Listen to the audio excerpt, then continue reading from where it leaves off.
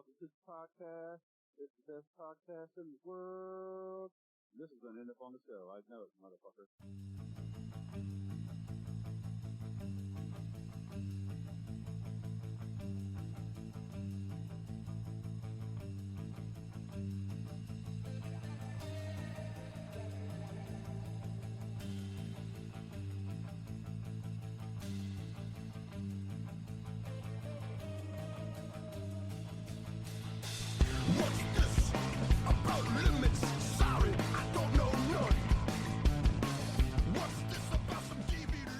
What's up, ladies and gentlemen? Welcome to episode 91 of Epitome of Stupidity, your favorite allegedly metal podcast that may or may not be back from the dead or some version of Alive Undead or some stupid phrasing that I'm eventually going to run out of ways to say.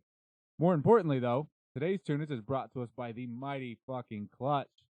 Earth Rocker in the background there off the album of the same name. Now, as you might know, the intro music is usually brought to us by whoever is being interviewed on the show this day. So that means I'm talking to Clutch today, right? No. But I am talking to an awesome artist who also happens to be a huge fan like myself. More on him shortly. If you're new here, I'm Clint. I'll be your host.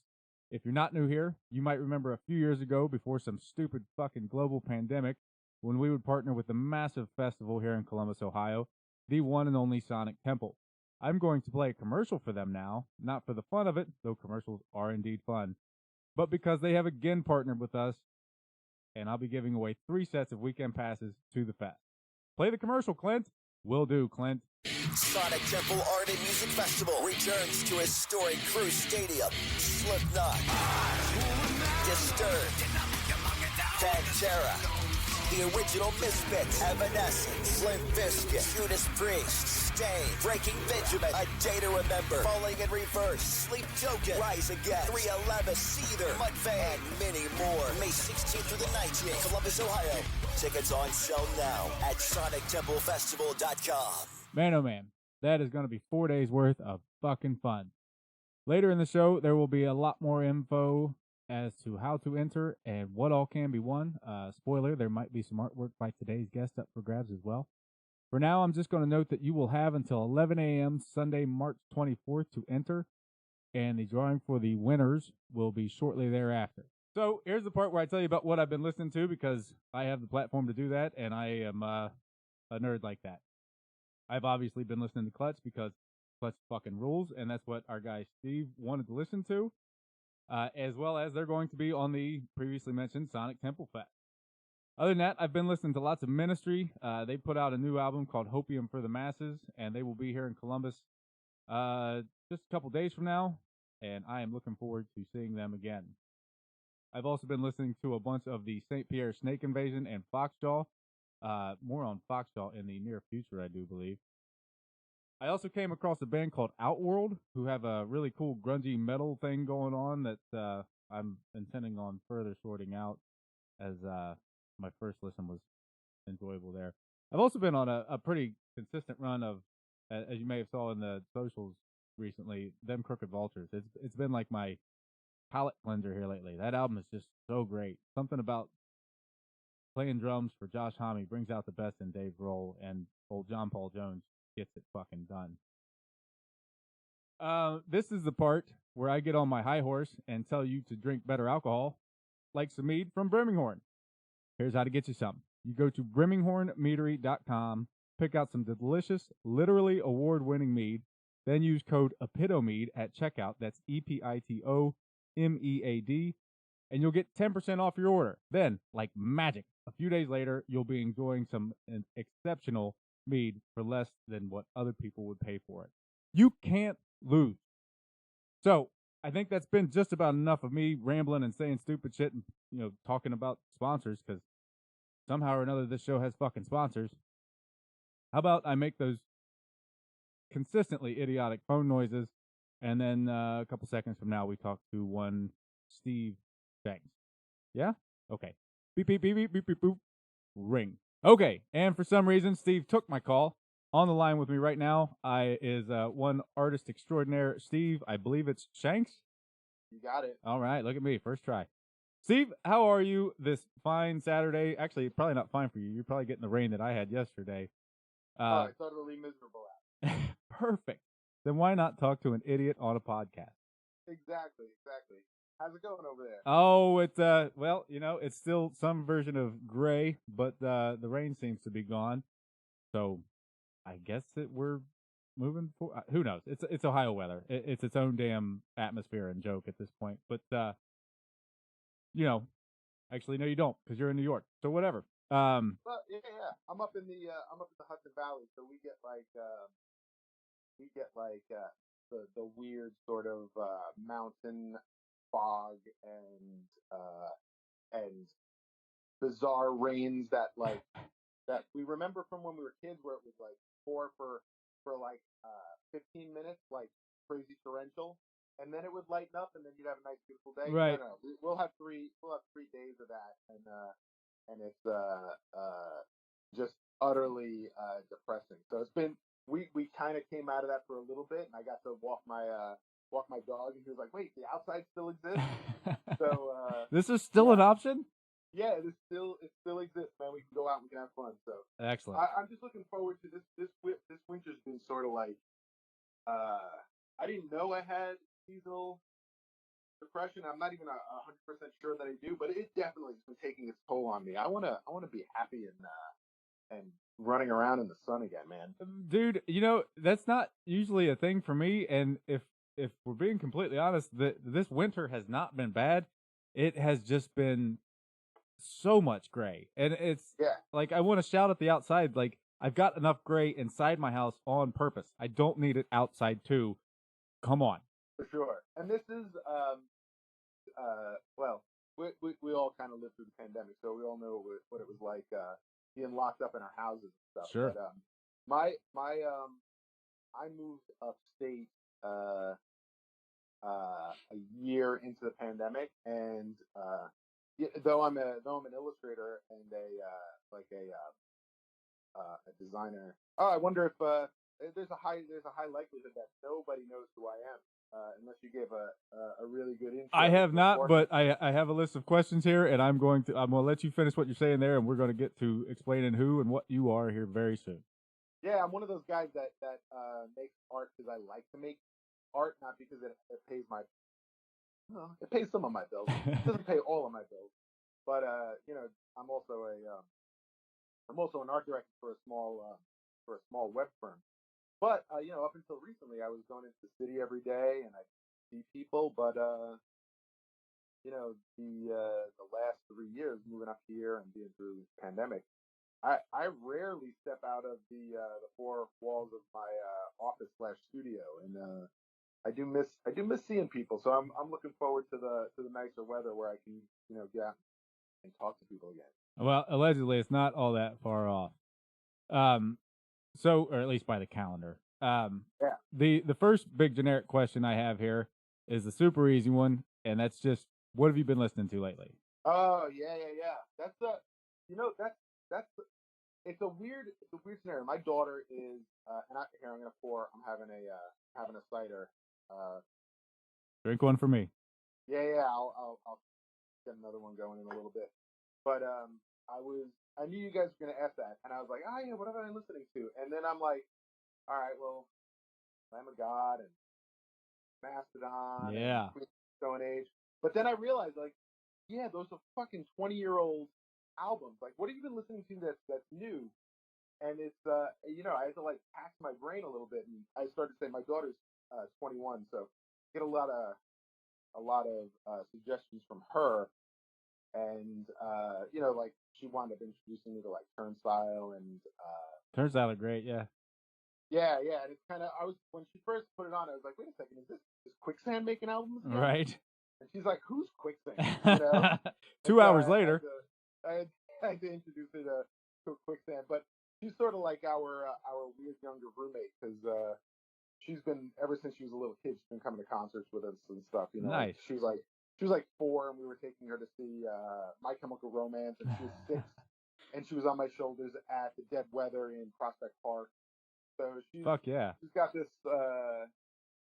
great experience with music that I don't think I got from my parents where they were like listening to Barry Manilow, and I was like, nah, that's not for me. You know? But yeah, so she's kind of introduced me to that kind of stuff, and then being a late joiner of TikTok, started to find a lot of really good music just from like listening to people talk about stuff on bands on TikTok. Like I was this morning while I was cleaning up, getting ready for this. Have you ever heard of the Death Wheelers? I have not. All right, you need to go check them out because it's sort of like I'm writing it down. It's like surfy doom music that might be in like a 70s biker movie, and it's all instrumental and really really dirty. It's fucking fun. You've got, dude. You had me at most of it, but you actually the hook ran through my cheek when you said it's instrumental. I am there. Did you happen to play Red Dead Redemption? I did, as a matter of fact. Every now and then there was like a couple of like westerny rock songs that would come on in that. And again, that goes straight to my heart. I absolutely adore that type of shit. You're gonna swing that into what you've already said about the Death Wheelers, and I might hang up with you now just to turn them on. Yeah, they've been great. So that kind of stuff has been like on in the background when I'm drawing. And another band that I kind of got keyed in on recently was I'm not exactly sure how you say it. It's like Molarilla or Molarilla. Gesundheit. Thank you. Been a little bit of a seasonal allergy going on. But yeah, they're sort of like a mariachi Queens of the Stone Age. And again, I am for this. Spell that one for me. Yeah, Molo, Mollo, Rilla, Rilla. Rilla. All right. Well, this is not how this is supposed to work, but I am going to take note of those and listen to them. But it's music's been so weird for me. Like I was saying, I thought I was up to date on music, but then I realized I wasn't. And then I started trying to like find new bands, but then I find myself like listening to like Albert King, and that's not new, but it's new to me, right? Every now and then I kind of I think I'm well, I guess it's just all just discovering, right?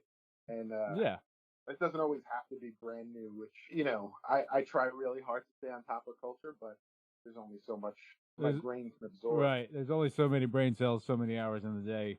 And it's my understanding that while I continue to destroy brain cells, they don't come back. So I'm going to sympathize. No. Yeah. It's hard to, sometimes new things are hard. Like the next sentence. What's the next sentence going to be? The next sentence is going to be another big generic Clint question. Here we're going to do, instead of the usual, Clint tries to do research and gets things stupidly wrong somehow. But I'm going to do the Clint asks a big generic question. Like, Steve, let's get the cliff notes of your artistic career, how you got started, how you've got to where you are, and how you're going to end up going wherever you're going. Cool. Yeah, my name is Steve Chanks. That's short for Chankinelli. Nobody wants to know how to try to figure out how to spell that or say that. So yeah, Steve Chanks. And I draw monsters, boobs, and butts. Yay! That's the long and the short of it. I for a very long time did a ton of freelance illustration. I've had features. I've been a featured artist in like Revolver and Guitar World. Years and years ago, where I was I forget whose was what, but I used to do the Vinnie Paul advice column, which Vinnie Paul, the drummer of Pantera. Yeah, sure. They're in Revolver, I think it was. Yeah. He used to get people would write in and ask for advice, and he would give the worst advice. Like how to shave your sideburns. Yeah, or more like girls calling for advice on how to I don't know to just keep their man or something. He'd give the most awful advice, and I would have to draw that. I did that for a couple of years, and it was a ton of fun. I bet. Yeah, I had a lot of I used to do a ton of illustration work, and I did stuff for bands like Lamb of God, Mastodon, bringing those guys up again. Sure. And a bunch of different like if you see the incarceration press kit and stuff like that. Me and my buddy Josh, we wound up doing developing the logos. I drew the prison that keeps showing up in their posters. Oh, Cool. Yeah, we kind of set up all that stuff. I've got this kind of like finicky relationship with client work where I love, you know, where I love it until I don't, and there's like this weird fine line between it. And I think it's a consequence of not needing to do artwork for a living, and because of that, I find myself doing like doing work for bands. I did some stuff for horror apparel companies, and every time I wind up doing it and I get feedback about adjustments, I find myself saying, if I just do this for me, nobody's going to tell me like to change something or to cover up, like I did some artwork for Frankenhooker, and if you've never seen Frankenhooker, it's a awful 80s horror movie about a guy that makes a Frankenstein out of hookers. It's campy. People absolutely love it. It's such a terrible movie, but it's got its charm. But there's a part of the plot is that there's a pimp and he's got this like contaminated crack. So in the illustration, I was I showed the pimp and he's holding the crack, and they were like, well, I don't know if we can have the crack in there. I was like, but it's like a pivotal part of the movie. They're like, yeah, but still, I don't know, might not work. And I was like, that's kind of weird because it's it's how the thing happened. And they're like, well, maybe we should take it out. I was like, oh, and I find myself as I go through all this client work, just being like, I think I just want to make art for me. So I think I went from being, like a kid that drew stuff from myself to, and I guess that's just an artist, right? And then became an illustrator, and then I realized I sort of just wanted to keep doing the silly art that I do. Like one of the bigger things that always got pushed back on me when I was making art for bands was a lot of times they said that my stuff was a little too cartoony, and they'd ask me to like metal it up. a little bit. Yeah, metal it up a bit. Yeah, and I was like, I wonder why I tend to go into this more cartoony manner. And over like the last year, I just kind of realized that. So, I say I draw monsters, boots, and butts. I draw all of these like horror movie monster heads that I sell at like the punk rock flea market or horror conventions, and they all have like a really really kind of like colorfully kitsch style to them. They're very kind of playful, and I draw a lot of kaiju, and one of my like biggest selling prints is it's Godzilla riding on a tricycle. Yes. And that led to Mechagodzilla in like a little red wagon, which led to Jet Jaguar on a pogo stick. And I was like, why? Like, I love horror movies. I love monster movies. Why does my stuff come out of my head like so childish and playful? And then I wound up talking with some guys at a kaiju convention where I was selling, and they were like, "Oh yeah. Wait, how old are you?" And I was like, like I'm in my mid 40s, and they're like, "Yeah, it's because you grew up with the Shogun era Godzillas, and that's what you love. Right. So you're drawing on this stuff, and you're drawing this like playful kind of stuff." And I was like, "Yeah, I actually, when I'm drawing, I'm like drawing for like 11-year-old me. Right. I'm drawing that stuff like through that lens." Godzilla via Hanna-Barbera. Yeah, exactly. I used to try to fight it. I used to try to say like, oh, let's make this a little bit more mature. And I realized that's sort of not what I wanted. I love drawing through that lens of me as a kid, like the way that I saw, when I was like 10 or 11 watching Nightmare on Elm Street for the first time and hiding behind the couch and watching,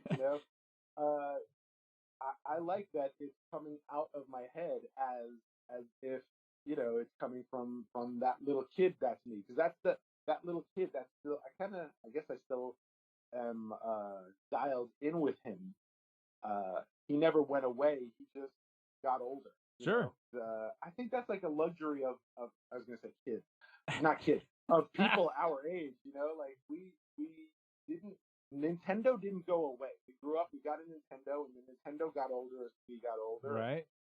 No one ever said like, all right, it's time to grow up. Here's golf clubs. Well, I mean, people said that. It's just whether or not we bothered with fucking listening. Good point, because I have friends that are definitely adults, and I wish we had video, because my office. I'll send you some pics.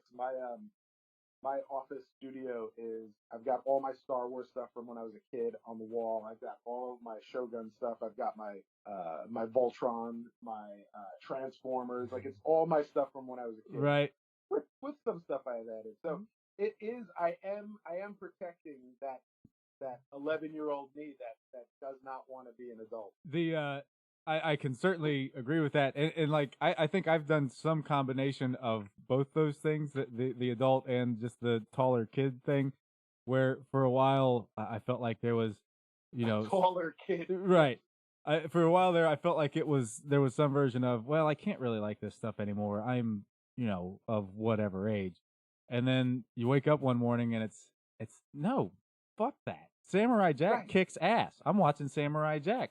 I'm going to watch Bugs fucking Bunny. Yeah, the other day I was like, man, I really want an RC World War II plane, and I was like, why don't you fucking buy it then? Right. And so like I bought one, and in 15 minutes it was broken, but I still feel like I have to get permission. I still feel like I have to get permission. Like I'll sometimes go to my wife and I'll be like, yeah, I really, I've been really wanting to get the whatever. Sure. A new Bandai model. She's like, go get it. Okay, go buy it. Yeah. And I'm like, I can. She's like, yeah.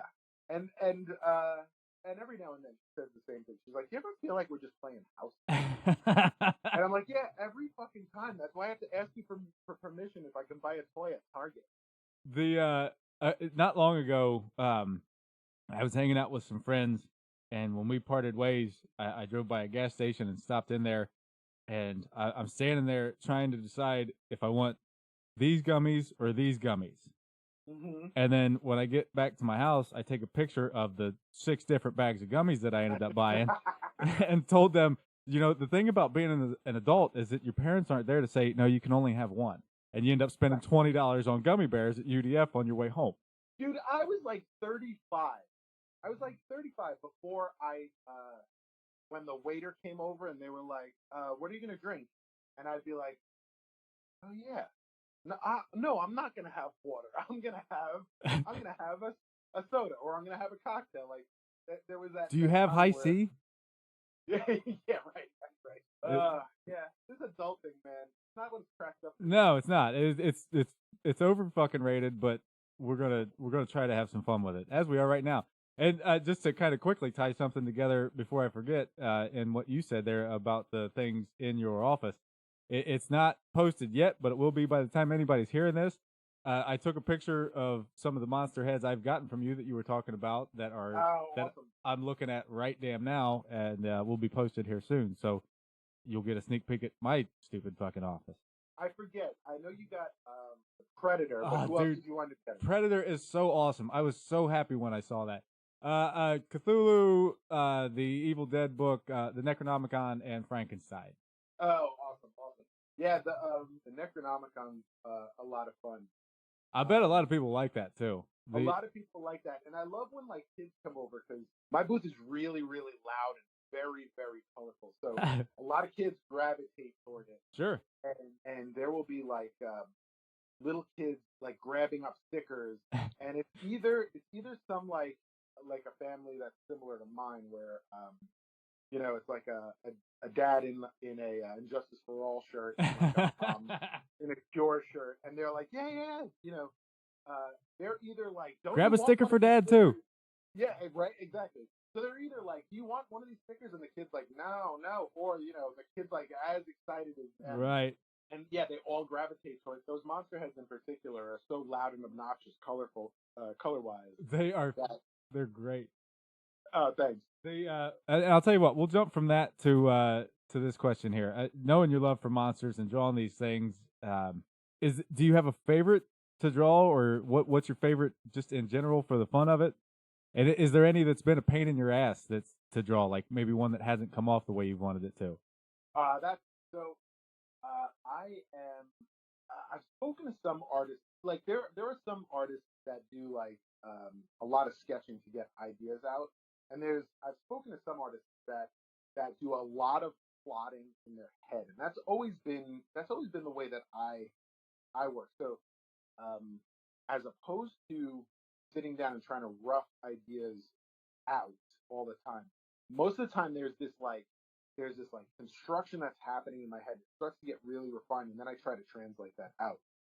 And because of that, exactly like you're saying, I can wind up getting kind of frustrated or struggling to get the exact image out of my head.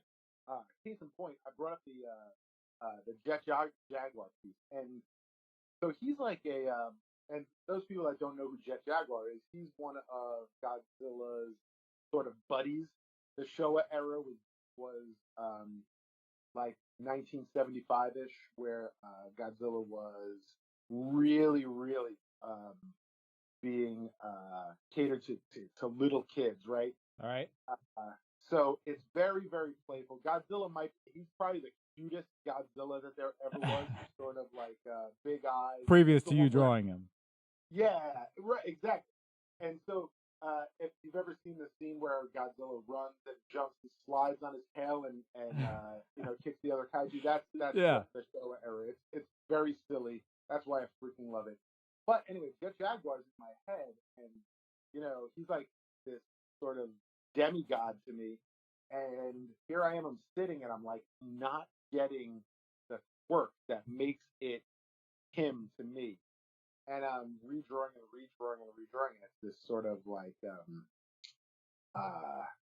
struggle's not the right word. It's more like a passion, right? This sure. Have to get that thing. Have to figure out what that ingredient is.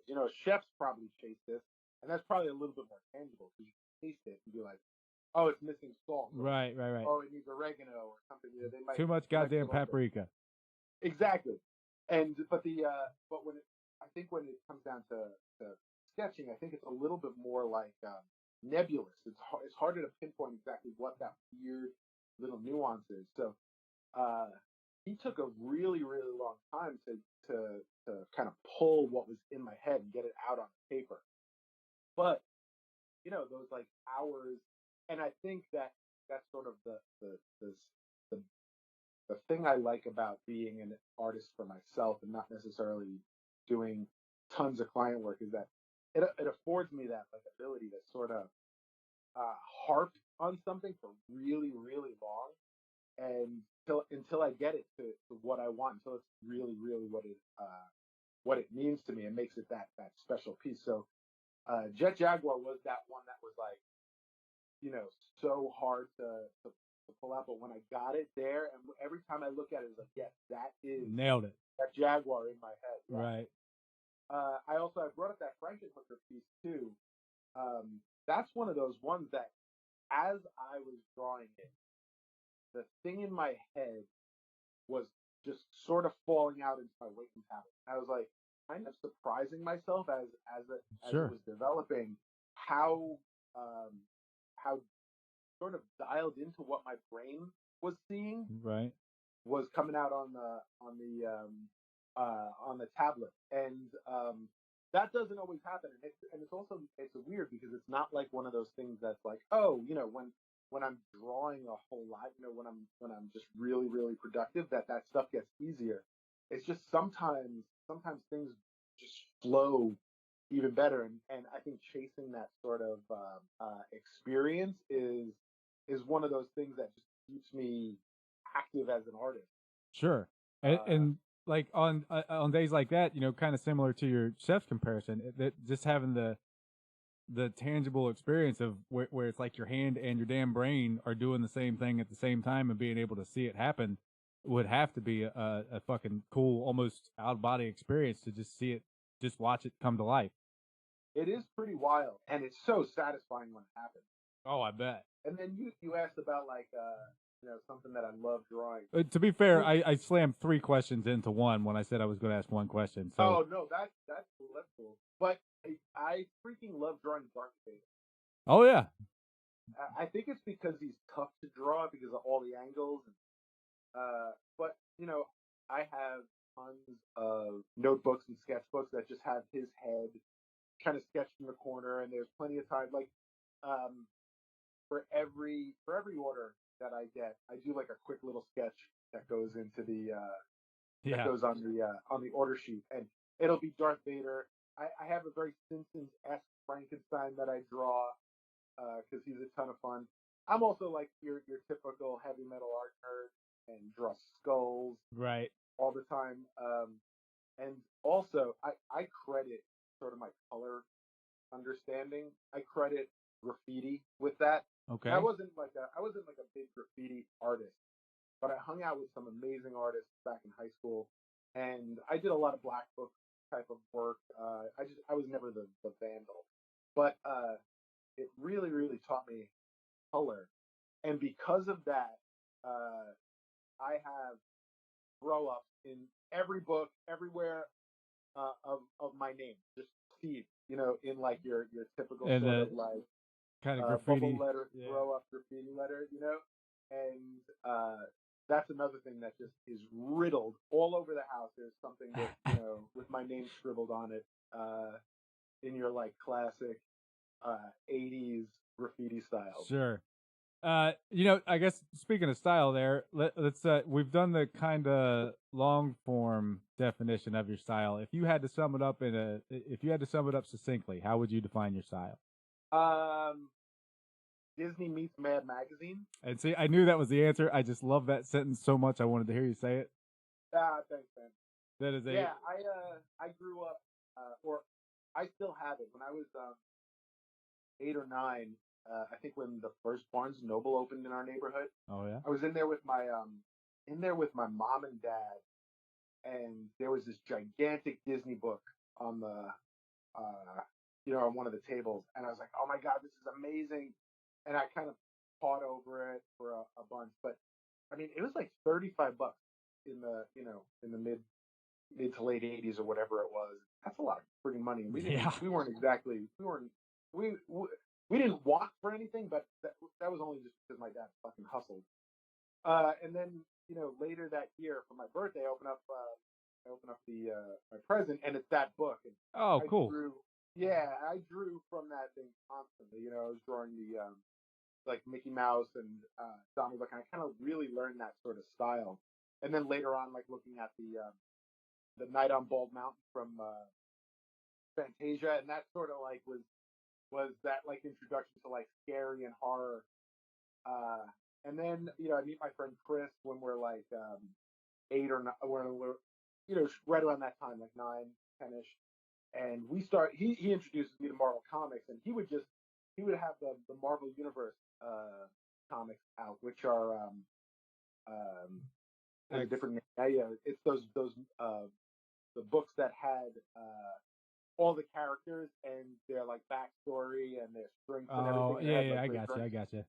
And we would take those out. And we would just draw from those for hours. So like that was sort of like the melding, like learning Disney, learning learning Marvel, and then we get to college, and I meet my buddy Josh and my buddy Eric, and we start making comics of our own. We start making like really dumb late 90s indie comics, and that's when I I came to Mad Magazine way late, but that's when I discovered like Jack Davis and all those guys that were just, it was like caricature, but it was really detailed, right. And it was really like just punchy, and it blended. There was like horror elements that would show up in it. And, those types of things always look like some version. If we're thinking about the same things, it's like they always look some kind of simple, but also really detailed. And it's something I've never understood how it's possible to pull it off.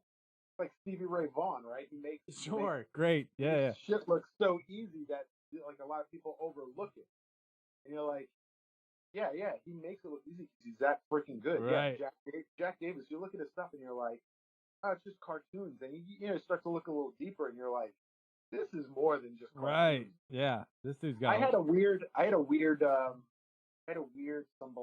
of like humbling moment where I was walking through the city, and in New York City, there's the Museum of Comic and Cartooning Art, and just happened to be walking by when they were having an exhibit of. You know who Hot Stuff is? I don't think so.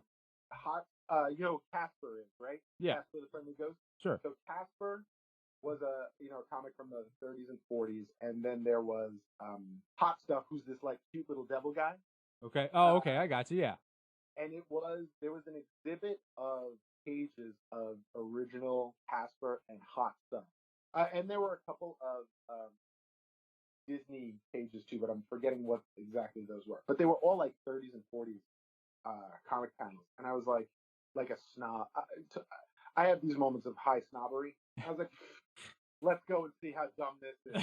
And so I totally admit it. A lot of my shortcomings are very endearing. My snobbery is not one of them.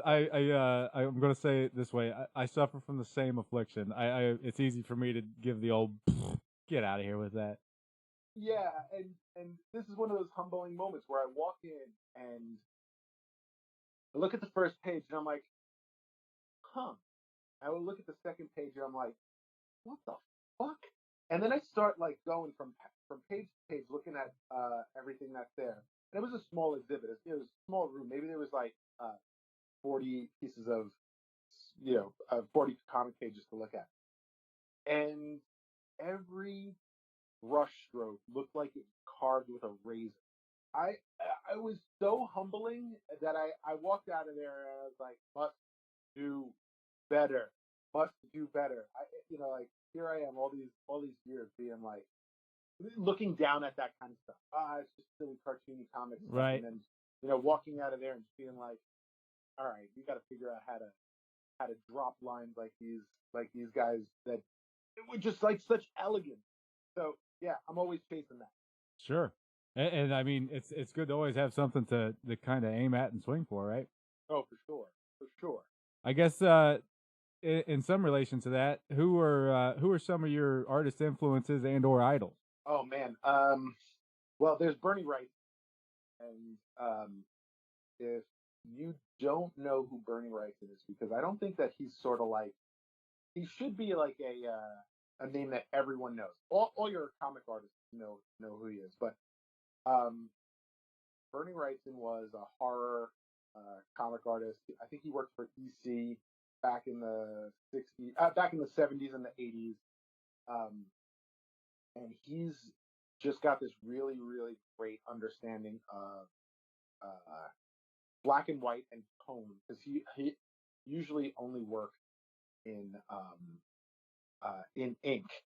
And his like crowning achievement is he did plates for Mary Shelley's Frankenstein, and they look like they're from like they look like etchings, right, from like the 1800s or something, and they're utterly gorgeous. And if the rumors are true, Guillermo del Toro is oh boy, basing his Frankenstein on the art of Bernie Wrightson. Fuck yeah.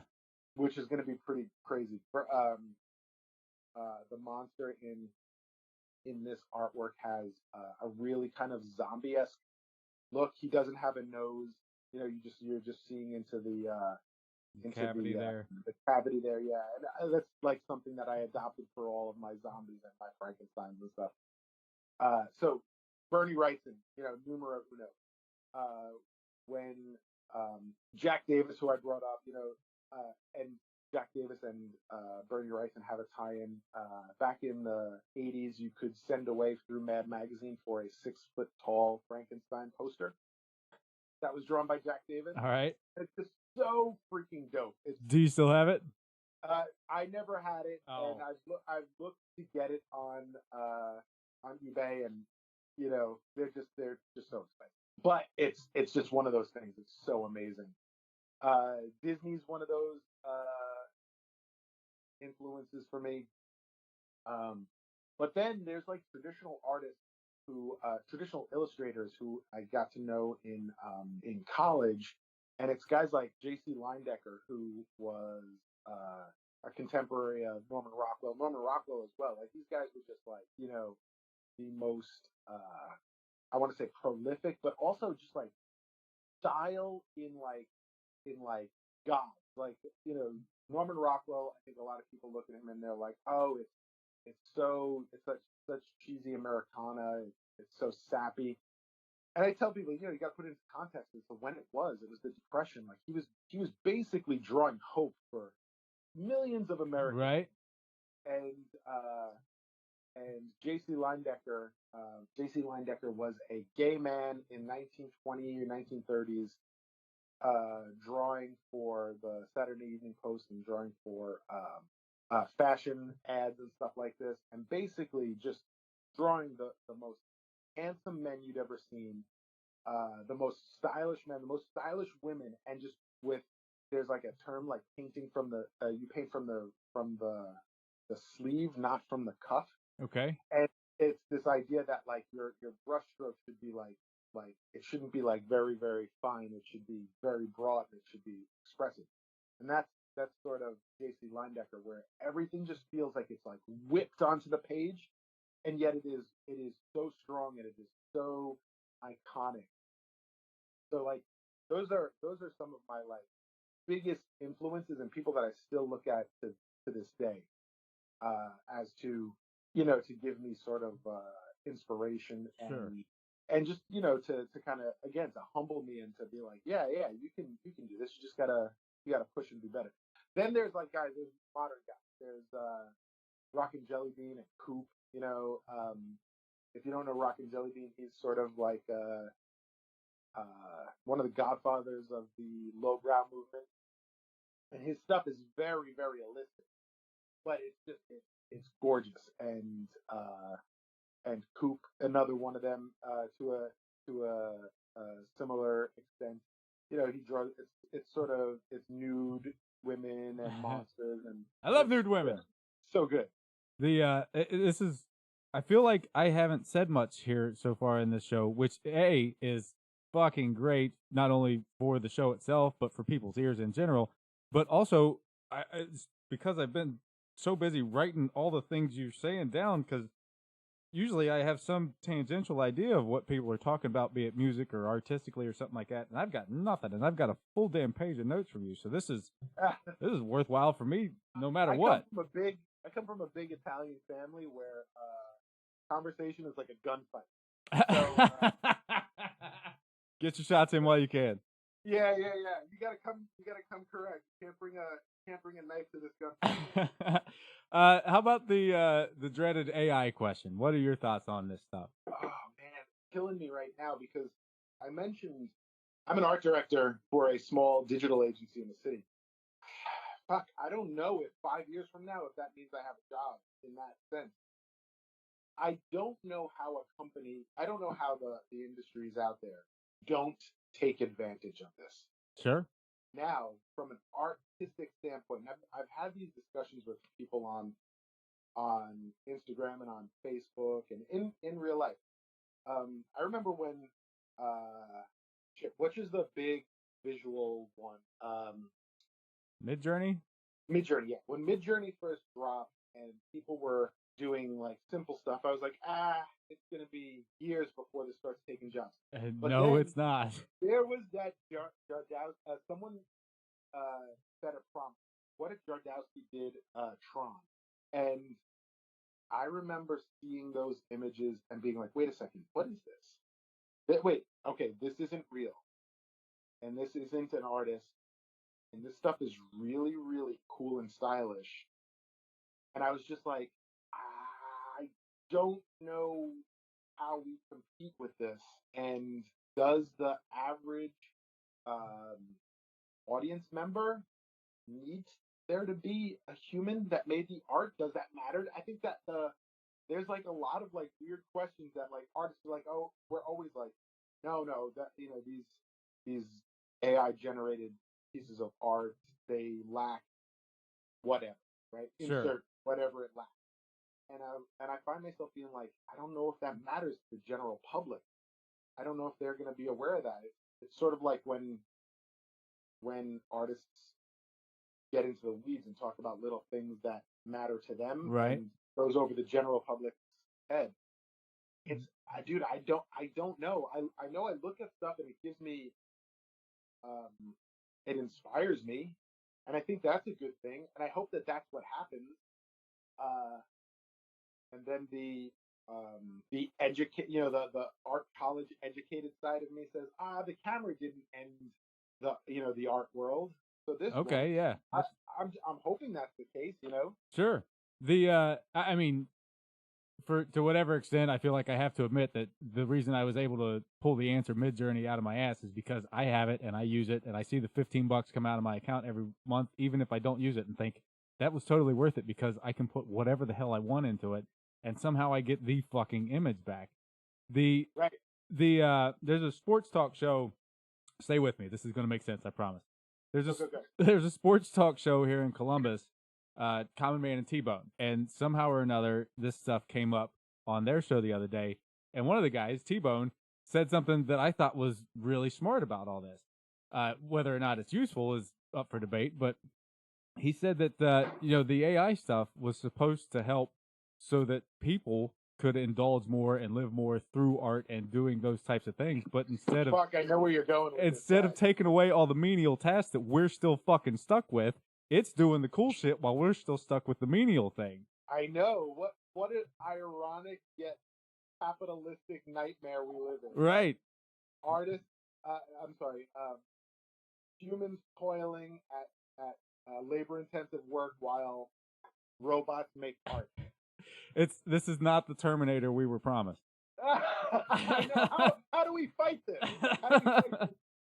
It's nuts, man. That was not the direction I expected to go with that question, but that was really cool. Oh my god, yeah. We were promised flying cars. We're not right. No flying cars. jetpacks. No flying cars. No. I mean, sex robots are probably right around the corner, or they probably exist, right? They probably exist, but we're just poor. Not to double reference a stupid sports talk show, but according to them, those are definitely a thing. They've got to be. Just stupid, man. Yeah, but yeah, fighting robots would be great. Actually, at this point, a robot apocalypse would be great because I really go back to like comics and stuff like that. The plot of The Watchmen, and sure, a unifying enemy to bring humanity together. I think we really need that right about now. Sure. You know what? My answer is going to divulge us into topics that I don't think either one of us care to fucking actually get into. So I'm going to say sure one more time. Sure, yeah, man. And move on. Because otherwise this podcast is going to end up being 6 hours long. And while we may voice a lot of frustrations, I don't know that anybody will listen to all of it. So I will move from that in a completely not awkward way to asking, has there ever been a time when inspiration may have been lacking, and how did you bounce back? Oh, man. I wish, who knows, maybe I can pull something out of my ass here. Ready, set, go. Inspiration is like a weird thing, and inspiration is like inspiration is like talent. I'm going to sound like a fucking snob again. Go for it. Inspiration is like talent, and I don't think that they... Oh. So, didn't see that one coming. I brought up my buddy Josh. We've been friends for longer than we haven't, and we started making comics together. No. When we met, we started just being like dickhead college kids. Drinking, smoking pot. I was gonna say, is there a different version of college kids? Yeah, exactly. So we were just your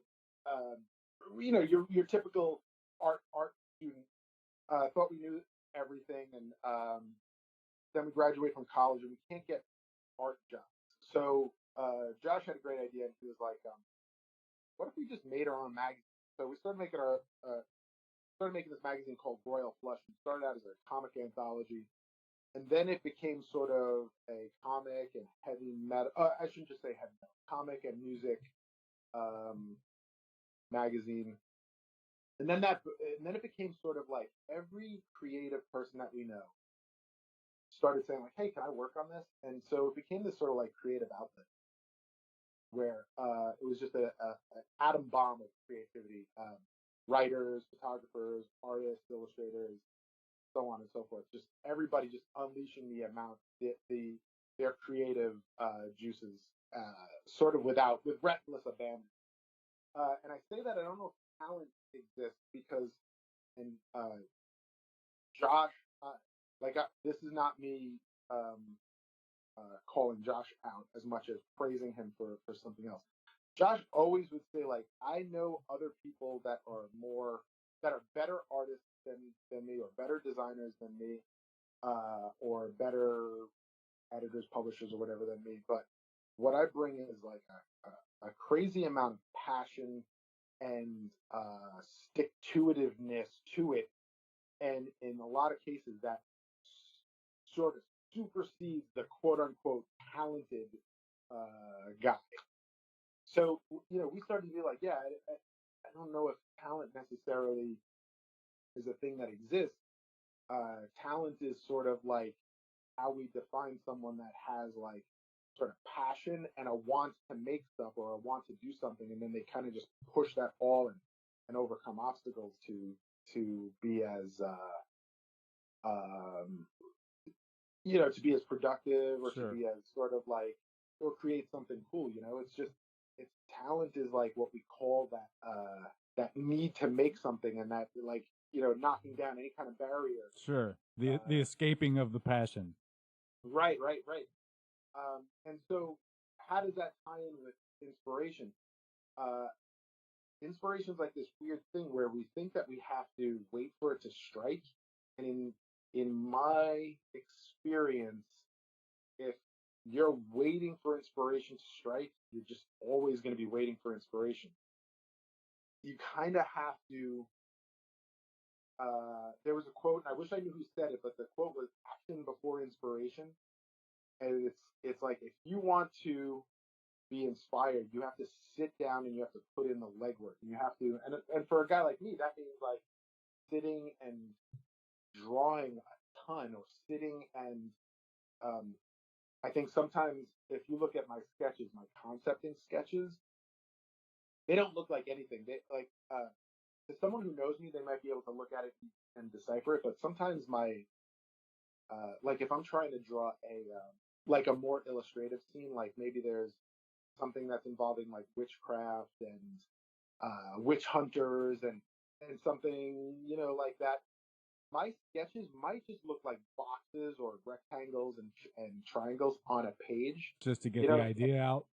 Yeah, just to figure out like where stuff is laying out and how those designs figure out. So for me, inspiration is, in order for me to get inspiration, I have to sort of chase it through the action of sketching and of concepting and of trying to just find what it is that I want to say and how to say it. If I just sit around and wait for it, I could be sitting for weeks. Sure. I'm 40. I'm 41 years into waiting for inspiration to strike. What have some of your best experiences and/or projects been thus far? I think realizing that I like making art just for me. I think that was when I all right. Let me start that over. Last year I worked. Time has no definition lately. Last year or the year before, I got to work on the Weird Al anthology comic book. Sure. And if you haven't, this is two questions in one for me, because Weird Al's might be my follow-up here, so I'm glad you brought this up. Oh, yeah, so we tie it all in. First off, I absolutely have loved Weird Al for ages. When this project came to me, I was not in a Weird Al loving state of my life. Not that I didn't like Weird Al, but I just had forgotten about it. And they were like, hey, this is a list of the songs that he's wanting to put in there. Pick 3 and let us know which one you want to do. And I was like, oh, fuck, this is going to be really, really hard to figure out. And so I started just trying to figure out what songs I loved of his. You know, there's like Dare to Be Stupid, and there's Trigger Happy, and anybody who doesn't know Weird Al, what is this guy talking about? Weird Al is fucking, he's a genius. And if you don't know him, I can only say, like, just go and give him a chance, because Weird Al is sort of, we all know his Michael Jackson the parodies and stuff like that. But Weird Al also did these, I think he called them like his genre parodies, where he would say like, oh, I wanted to make a song in the vein of Devo, right? And that's where Dare to Be Stupid comes from, Okay. right? It's basically him writing a Devo song that doesn't exist, right? And so I got the opportunity to do, oh shit, why am I forgetting which one I did?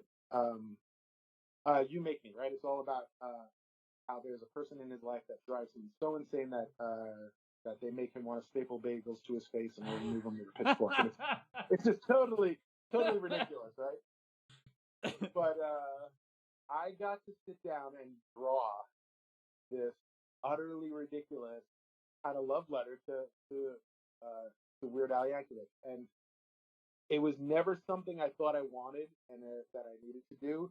But I look back at it, and it is so satisfying, and it was so much fun, and it is something that I could not be more proud of. And then I open up that book, and I can't believe that there's like 25 other artists that look like they had the same experience I had, where it's bonkers good.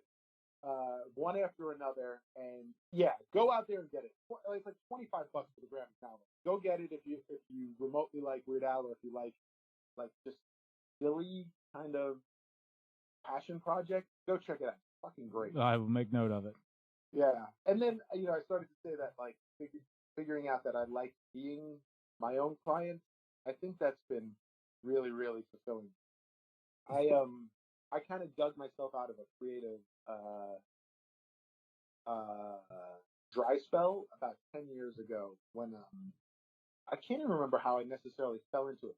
Someone tipped me off to like a wise idea. They said I always wanted to learn how to screen print, and someone said, "Oh, I just take a continuing ed screen printing class, and then I just use the studio instead of going to the class."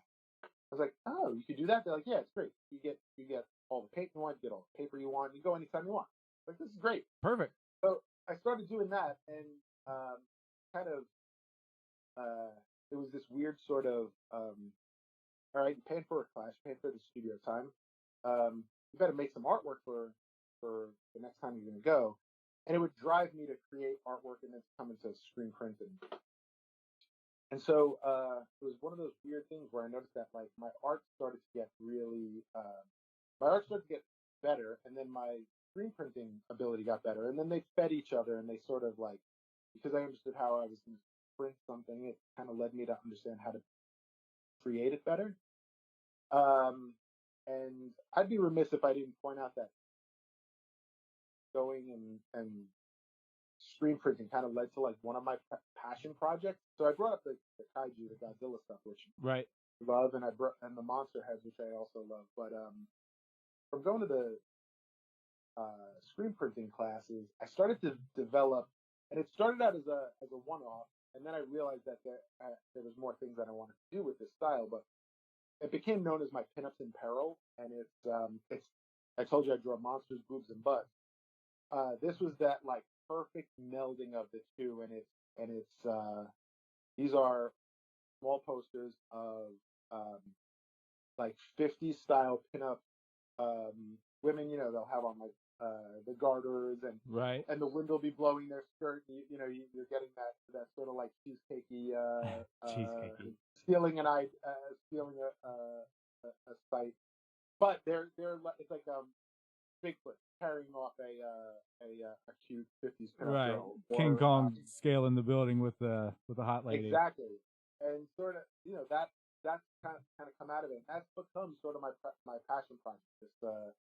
this silly idea that's so based on sort of like the old style of like the damsel in distress being carried off by some Disney inspired kind of like creature, and yeah, that's one of those things that I'm really proud of, and I look at some of the prints and just thrilled with what's come out of that. Sure. Do you have a favorite piece that you've done so far? Of those, just of those, or in general? Yeah, probably. There's and you can see it in my shop. There's it's Mars Needs Women. It's an alien that's like piloting a flying saucer. I know exactly which one you're talking about. Yeah, with a cute female astronaut, and she's got some of the biggest breasts in art. Proud to say. Does your wife ever give you shit for this? We've been together for so long that I'm sure she's as responsible for my malformations as I am. Take that, honey. Yeah. A lot of this is her. I love it. It's one of those weird things. Like when you hit me up about this, I was like, no one knows who I am. Who's going to want to listen to me talk about this stuff? Or talk about my my art or whatever. And I had, there was a voice in my head that said, anytime you get a chance to talk about your art, talk about your art. And unfortunately, that was our buddy Brian Ewing, sure. who since his passing, he now lives as like a little demon on my shoulder. And every ink line that I put down, he either tells me if I've done it right or if I should redo it. Any chance that someone's like, hey, you should come and talk about your artwork, he's one's like, yeah, you should go talk about your artwork. Or any opportunity that I'm not taking advantage, he sort of like pokes me on the side. He's like, dude, you should be taking care of this. Right. So, we lost a buddy about 6 or 8 months ago. I can't even remember how long it is these days. But in losing him, he sort of is now like lives like rent free in my head and nags me to constantly be better. Where I used to have to wait to get on the phone with him or see him in person for him to do that. Now he just does it constantly. Right. I can't remember if it was you or someone else I was talking to about this after his wake there. It was so great to see so many people talk about their individual experiences with Brian that kind of unified the single idea that is and was Brian. And that, in the same way that you're talking about how he encouraged and pushed you and told you to always go for it, he did the same shit with this stupid ass podcast. Like the whole reason that I ever thought the whole reason that the idea was ever presented to me to contact Sonic Temple and some of these bigger bands that I have no fucking business talking to or dealing with was because he said, dude, absolutely do it. What's the fucking worst that can happen? And just like so many things that he was annoyingly right about, he was fucking right. And yeah, there was, it's just, it is a massive loss. And it's, I've talked about the templates that I used to promote this stupid podcast. He just randomly made and sent to me. He's a good damn dude. Yeah, and lately I've had those moments where it's been like, who'd appreciate this? Ewing would. Or, right. Or there's more times than I like to admit where I'm like, oh, I don't know how to do this. Oh, Brian can help. Motherfucker. Yeah. And it's been I was just talking to Josh because I know Brian because of Josh, and we were just like, still kind of bummed about it, and it's still kind of like fresh, and I don't know how long that kind of lingers, but yeah, I don't know how long it lingers, and I don't know that I necessarily want it to stop lingering. You know what I mean?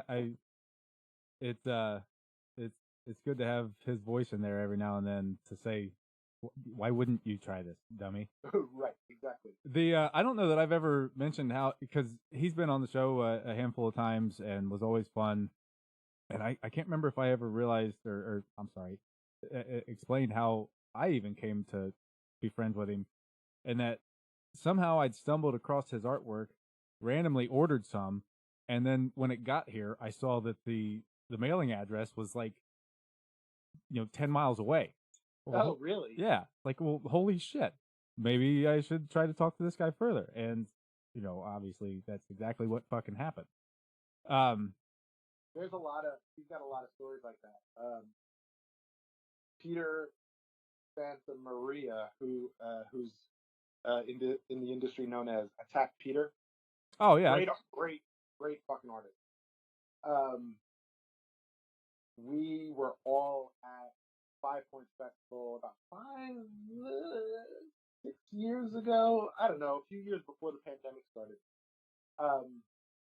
And the way that Brian met Peter was Brian got stuck in Miami, and he had like 6 hours of a layover, and he just like on Instagram was like, "I'm stuck in Miami for 6 hours. Anybody want to hang out?" And because he was alone, he had sure. And Peter was like, and then I think it was like late too. I think it was like 9 or 10 o'clock at night. Peter was just like, "Yeah, dude."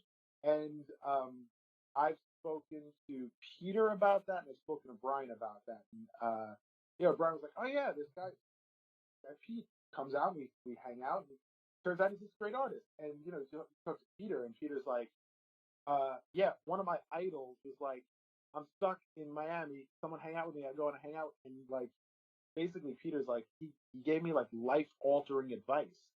Right. And now, if you know who Peter is, you're like, oh yeah, his life. I'm not saying that Brian's responsible for Peter. Peter is fucking talented. Peter's fucking talented. But when you ask Peter about that, he says like, yeah, he basically said, get your ass out of your little neighborhood and let people know what you do. And Peter is a maniac, and he worked. He took that to heart, busted his ass. Again, all the individual stories that kind of unify the idea and who Brian was it continues to heart me. It's so great. His memorial was one of those moments where I was like, and I feel like I knew Brian pretty well. We knew each other for a long time, but we only really became like really, really tight friends. I want to say in the last. It's a lot longer than I think, and I think it's just that time compresses itself over. But I think the point of the thing I'm trying to say is that people would tell all these crazy stories, and you're like, wow, God, I didn't know that, I didn't know that, I didn't know that, and you think you didn't know him, and then you're like, yeah, but these are just other people's experiences. Right. He just happens to be one of those guys that happy to give his opinion and happy to give you time, and I think that meant a lot to a lot of people. Yeah, it certainly did for me. Like I would get random ass text messages from him, be it text messages while he's VIP for fucking Metallica, just showing off pictures of being 2 feet from Metallica, or like pictures of whatever project he's working on, asking for my opinion on shit. And it's a full on Wayne's World thing where it's like, dude, I'm not worthy. Why are you asking me this? Right. Totally. Go ahead. Oh no! I'm just like bathing in the nostalgia of it all. Sure, yeah, as am I.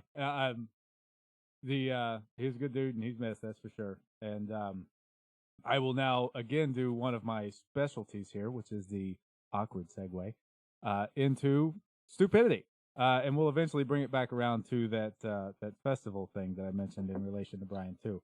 Sure. But to finally start rounding this thing into the dude, I had and have like a whole damn, going into these things, this is probably too much information, especially too much for me talking when I'm trying to wrap this up, since it's gone a little bit longer than I expected. But that's my point, is that I put together all these fucking questions, and as we got to talking, some of these I really want to know the answer to, or really want to hear you elaborate on. But as I mentioned, we'd be here for damn 3 hours. I love it when I get somebody that's actually talking and saying interesting things for an hour and 12 minutes straight. It's great. Well, that's reassuring because I was like, I don't know what the fuck I'm going to talk about. Yeah, man, it's been interesting. It's been amusing. It's been great, dude. And so why wouldn't I ruin that right now with the latest iteration of the quote unquote rapid fire question. So Go. I'm going to assume you know how this works. We'll just get going with coffee or tea. Oh, coffee. Too much fucking stuff. Amen to that. Something you could eat for a week straight. Oh, fuck. Ramen or maybe pork buns or fucking tacos. Oh, fuck. Pick one. There's a lot of good tacos in my neighborhood. Tacos. That's a good one as far as I'm concerned. You also may be the first person to not say pizza. I was thinking about taking that one off of the list because everyone just says pizza. Huh. Beatles or Stones? Oh, fuck. This could be this could be like suicide or I never got into either.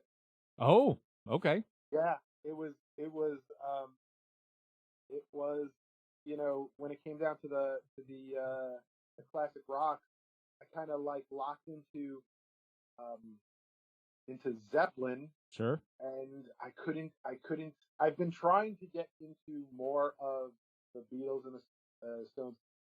If I had to, I'd probably say it's the Stones. And see, for me, it is hands down the Stones. And I, in fairness to you, it took me a long time to really get into either one of those. As a matter of fact, back in like the quick version of this story is back in like 94 or 96, something like that. I'm an asshole teenager, moody little shithead. And my parents get me tickets to see Pink Floyd one summer. I think it's like 94, the last time they were in Columbus, Ohio. Yeah. And I looked at them and said, I'm not going to your old people concert. Get the fuck out of here. And of course, now I absolutely hate myself for it. And the next year, the Stones come through, playing the same place Pink Floyd played. They get me tickets again, and I give them the same, I'm not going to your fucking old people show. And of course, now here I am lamenting the fact that I've never seen the Stones or Pink Floyd. Good job out of you, 16-year-old Clint.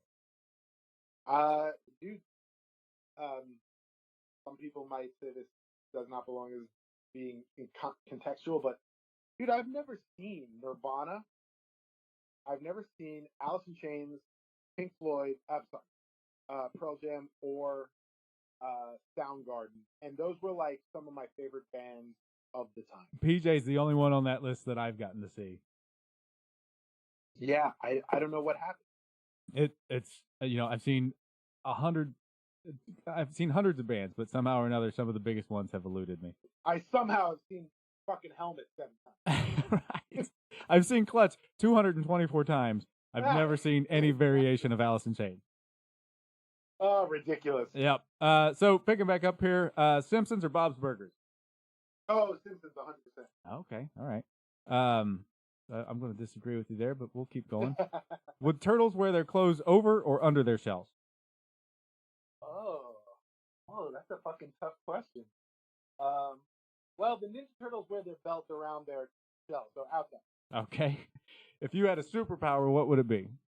Oh, fuck, I knew you were going to ask this, and so I actually do have a superpower. Oh, okay, even better.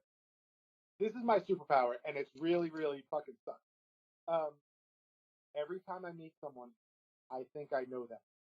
Every time. And then every time, and we have to go through this long dance of them being like, "No, we've never met," and I'm like, "No, I know you somehow." So my superpower is that I know everyone, but I can't remember why I know them. That sounds terrible, but I will let you live. What was the next one here? Scale of 1 to 10. 1 being don't tell you anything, 10 being your actual vault. How good are you at keeping a secret? Nobody's listening. You can be completely honest. Oh, that is a good one, and I think I'm like I'm probably a 9 that I can keep it pretty good. I often look for people where the secret can be told to them, but it wouldn't matter because they don't have any connections. Right. I can kind of unburden myself a little bit. Sure. Beer or liquor? I'm gonna change that to because I've recently kind of transitioned a little off of beer and more into ciders, just because they get a little less bloated. Okay. So, if it's beer or liquor, I'm gonna go liquor. If it's cider or liquor, I'm gonna probably say cider. I do like fucking bourbon. Okay. This next one, I've actually kind of similar to what you did there. I actually added an extra option just for you, and after hearing you talk, I feel like I may still have missed the mark. But what I've got written here is Marvel or DC or Secret Option 3 Image. Fuck, that's a tough one. Back in the day, by back in the day, I mean like when I was in my teens, I was collecting and reading Marvel almost exclusively. But then, as I became a not so little kid, I read a lot of Batman and a lot of fuck. I guess it was only Batman, Marvel. That, ladies and gentlemen, is the sound of realization. yeah. Fall or spring? What was that? Fall or spring? Oh. Based on our earlier conversation, I think I know. But Halloween is in the fall. But, and my wife's not around to hear this. She's probably smacking her head. But I'm not in the city anymore. Spring in New York City is a festival for the eyes. Okay. I think I know where you're going with that there, Mr. Boobs and Butts. Yep. Go-to karaoke song. Oh, fuck. That's a tough one. I kind of like torturing people, so I think maybe "Don't Cry" by fucking Guns N' Roses. Give us a little taste of what that would sound like. Don't you cry tonight. Perfect. And then I feel like I should just end it there because that was great. But again, I don't know smart things. So the last one here that I usually note as the most important one, but clearly there have been 4 others at least that were really good here. Sausage links or patties? For breakfast. Links or patties? It's links. Wrong. Patties are an abomination. You did so well up until the last question. Oh, man. All right, well, here goes me deleting this whole damn podcast. That's the way it goes, man. It is. No, seriously, and not to overstate or take up more of your time, this has been really great. You've been really effusive and great with your answers to the point that there's almost no chance that we don't do this again at some time. This was a lot of fun. The last question I'm going to ask you here is the super original. Only I've ever done it before. Only this show has ever done it before. I guess I'm going to guess that you already know what's coming, so I'm going to go ahead and say it and then do my tie-in here. So this is you're stuck on an album for the rest of your life. You're stuck on an album. Jesus Christ, Clint. You're stuck on an island for the rest of your life, and you get to take one album with you. And your answer here, what I need people to do is send me Steve's answer to this question to either the podcast Instagram page, Facebook page, or Twitter account, or you can email it to eostupidity@gmail.com, and you will be entered for a chance to win the first set of Sonic Temple passes, as well as some of Steve's cool-ass fucking art and stickers. Awesome. Do I answer now? You can answer now. Okay, cool. This is going to be a little controversial. I wouldn't have it any other way. I feel like we all have the album that wakes us up, and we're like, oh my god, this is amazing. So for me, it's fucking Injustice for All. Yeah, there's nothing wrong with that.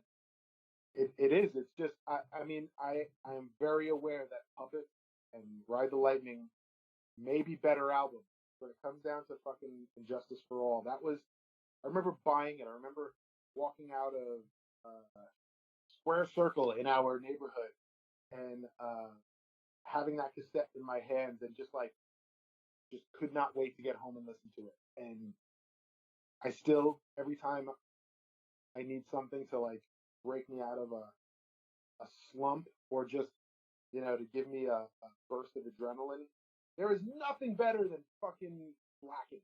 man. Dude, my I've God. to piggyback on what you said there. I've said more than twice that I know that Master of Puppets is their best album, but my favorite is And Justice. It is.